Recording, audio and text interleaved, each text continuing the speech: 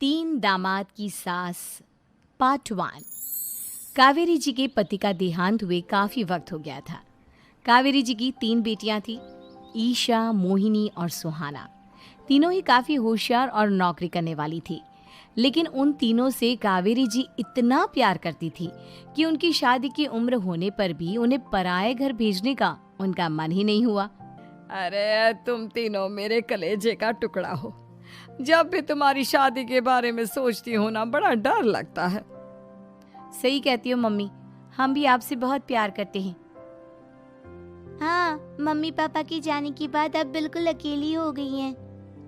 और मम्मी, अगर हम तीनों शादी करके चले गए तो आपका ख्याल कौन रखेगा? लेकिन अपनी खुशी की वजह से मैं तुम तीनों को बिना शादी के भी तो नहीं देख सकती ना बेटा। समाज के हिसाब से देखे तो यह भी गलत होगा और मैं ऐसा कुछ नहीं चाहती। लेकिन तुम तीनों से दूर होने के बारे में सोचती हूँ तो अजीब सा लगता है। लेकिन मम्मी, हम आपको इस तरह अकेला छोड़कर नहीं जा सकते। एक काम करते हैं मम्मी, शादी के बाद ना आप मेरे साथ मेरे ससुराल में चलना और मेरे साथ ही रहना। अच्छा, और तेरी सास मुझे रहने देगी तेरे ससुराल में? अरे बेटा, वहाँ ऐसा नहीं होता। बेटी की माँ कभी अपनी बेटी के ससुराल जाकर नहीं रह सकती। एक काम करते हैं माँ, आप ईशा और सुहानी की शादी कर दीजिए और मैं हमेशा आपका बेटा बनकर आपके साथ ही रहूंगी। मुझे नहीं करनी शादी। अरे मेरी बेटियां मुझसे कितना प्यार करती है, मेरी वजह से अपनी पूरी जिंदगी दांव पर लगाने को तैयार है। लेकिन मैंने ना इससे भी एक अच्छा उपाय सोचा है। क्या मम्मी? अगर आपके पास कोई सोल्यूशन है तो फिर क्यों परेशान हो आप? बताइए, क्या करना चाहती हैं आप? मैंने सोचा है कि अखबार में इश्तिहार देकर तुम तीनों के लिए 3 घर जमाई दामाद ढूंढ लूंगी। वैसे भी नौकरी तो तुम तीनों अच्छे से कर लेती हो, कमा भी अच्छा खासा लेती हो।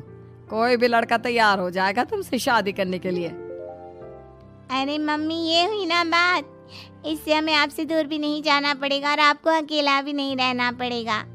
हाँ मम्मी, ये बहुत अच्छा तरीका है। मैं तो कहती हूँ आज ही अखबार में ऐड निकलवा देते हैं। बिल्कुल, आज ऑफिस जाते वक्त मैं ये काम कर दूंगी।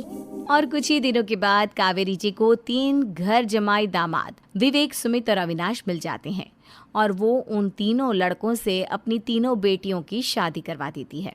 शादी के कुछ दिन के बाद, अरे अब शादी हो गई, छुट्टियां खत्म, तुम तीनों जाकर नौकरी करो, कुछ काम करो। अरे मम्मी जी, कमाल करती हैं आप। अब घर जमाए इसलिए थोड़ी ना बनाए कि हम बाहर जाकर नौकरी करें। मम्मी जी, मेरा तो घर जमाई बनने का मकसद ही यही था कि कमाने वाली बीवी मिल जाए। बाहर जाकर काम करने से तो मेरा दिल घबराता है। घर का कोई काम है तो बता दीजिए मुझे। अगर ऐसी बात है तो शाम का खाना बनाओ। मेरी बेटियां नौकरी से थकी हारी आती है, अब नौकरी नहीं कर सकते तो कोई बात नहीं, घर का काम करो तुम लोग। मैं तो घर का काम करने में बहुत खुश हूँ। बस ये बाहर धूप में निकलना, रास्ते में जाना, नौकरी करना, ये सब मुझसे नहीं होता। बिल्कुल ठीक कह रहा है सुमित। अरे गर्मी में, बारिश में, सर्दी में घर से निकल कर जाना और उधर बॉस की चिक चिक सुनना, इससे बढ़िया तो यह है कि मैं घर में झाड़ू पोछा कर लूँ। ठीक है, फिर तुम झाड़ू पोछा करना। अविनाश शाम का खाना बनाएगा और विवेक तुम सुबह का नाश्ता और खाना बनाओगे। मेरे तीनों दामाद घर संभालेंगे और बेटियां नौकरी करेंगी। अगले दिन सुबह के वक्त, मम्मी मुझे ऑफिस के लिए देर हो रही है, नाश्ता चाहिए। अरे उस विवेक से कहा तो था कि सुबह का नाश्ता उसे उठकर बनाना है। अभी जाकर देखती हूँ क्या कर रहा है विवेक। अभी तक सोया हुआ है क्या? सुबह के 10 बज गए हैं।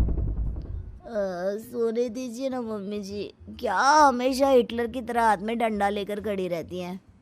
मैंने कहा सीधे उठकर खड़े हो जाओ और जाकर नाश्ता बनाओ। लेकिन मम्मी जी, बिस्तर में से निकलते ही कोई नाश्ता कैसे बनाएगा? 2 मिनट, वॉशरूम जाकर आता हूँ। बिल्कुल नहीं, सीधे रसोई में पहुंचो, मेरी बेटी को ऑफिस जाने में देर हो रही है। कुछ देर के बाद, हे भगवान, दोपहर के 12 बजे हैं लेकिन घर इतना गंदा पड़ा है। सुमित से कहा था मैंने समय पर झाड़ू पोछा कर देना। सुमित, कहाँ हो तुम? क्या हुआ मम्मी जी? सुबह की चाय तो पीने दीजिए। आप भी याद करती हैं, चिल्लाती ही रहती है। ये सुबह की चाय है या दोपहर की चाय? अगर तुम 12 बजे उठकर सुबह की चाय पियोगे तो क्या शाम का खाना रात के 3 बजे खाओगे? मम्मी जी चिल्लाइए मत, बताइए बात क्या है। अरे 12 बज चुके हैं, अभी तक झाड़ू पोछा नहीं हुआ। घर में देखो कितनी गंदगी है। अच्छा, तो आप इसलिए परेशान हैं। वो क्या है ना मम्मी जी, आज मेरे हाथ में दर्द हो रहा है। रात को उल्टी करवट से सो गया था, हाथ हिलाया भी नहीं जा रहा। कौन से हाथ में दर्द है दामाद जी? इस सीधे हाथ में मम्मी जी, हाथ हिल भी नहीं रहा है। विवेक, सुन लिया तुमने? सुमित के हाथ में इतना दर्द है कि बेचारे का हाथ भी नहीं हिल रहा। आज तो ये खाना भी नहीं खा पाएगा, तो एक जन का खाना कम ही बनाना। ठीक है मम्मी जी। अरे नहीं मम्मी जी, मेरे कहने का मतलब वो नहीं था। मेरा मतलब है खाना तो खाऊंगा ना। अरे लेकिन कैसे? हाथ तो हिल भी नहीं रहा है। अरे मम्मी जी, आपको ना किसी जेल में जेलर होना चाहिए था। बेकार में हमारी सास बनकर जिंदगी खराब कर रही हैं। अरे लगाता हूँ पोछा। एक बेचारा घर जमाई और कर भी क्या सकता है। शाम को जब ईशा, सुहाना और मोहिनी ऑफिस से लौट कर आती हैं। मम्मी, शाम के खाने में क्या बना है? अब ये तो तेरे पति को ही मालूम होगा ना बेटा, उसने ही खाने की जिम्मेदारी ली थी। लगता है मम्मी आपने ये घर जमाए वाला तरीका अपनाकर मुसीबत मोल ले ली है। आपके तीनों घर जमाए कितने आलसी हैं। मेरे वाले को देखो, दोपहर के 12 बजे सुबह की चाय पीता है और काम क्या करना चाहता था? घर का झाड़ू पोछा। मम्मी बता रही थी कि आज उसने घर का झाड़ू पोछा शाम के 5 बजे किया था। अब क्या बताऊं बेटा, सुबह से हाथ दर्द का बहाना करके बैठ गया था। कहता है हाथ में बहुत दर्द हो रहा है, हिला भी नहीं जा रहा। सब बहाने मम्मी। ये तीनों घर जमाए मिलकर ना बस बैठकर खाना खाना चाहते हैं, काम धाम तो बिल्कुल नहीं करना चाहते। अरे लेकिन ऐसे काम नहीं चलेगा ना, मुझे इन तीनों को सबक सिखाना ही पड़ेगा। अरे तो मम्मी, आप हिटलर से कम है क्या? आपने जब हम तीनों को सबक सिखा कर इतना लायक बना दिया, तो इन तीनों नालायक दामाद को भी आप कुछ न कुछ तो बना ही देंगी। हाँ मम्मी, बस अपने अंदर के हिटलर को बाहर लाइए और अपनी तीनों दामादों को अच्छी तरह से सबक सिखाइए। रही बात आपकी बेटियों की, तो हम तीनों तो हमेशा से आपके साथ हैं।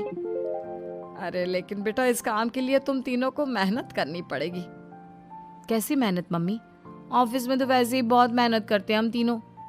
अरे प्रेग्नेंट हो जाओ, प्रेगनेंसी का बहाना बनाकर कह दो कि तुम तीनों ने नौकरी छोड़ दी है 2 साल के लिए, और जब घर में खाने के पैसे नहीं होंगे तो अपने आप काम पर जाएंगे ये तीनों। वाह मम्मी, क्या आइडिया दिया है। मैं तो कल ही जाकर कहने वाली हूँ कि मैं प्रेग्नेंट हो गई हूँ। फिर देखना कैसे मेरा पति अविनाश भाग भाग कर काम पर लग जाएगा। और फिर 2 दिन के बाद, सुमित, मैं ना प्रेग्नेंट हूँ और इसलिए अगले 2 साल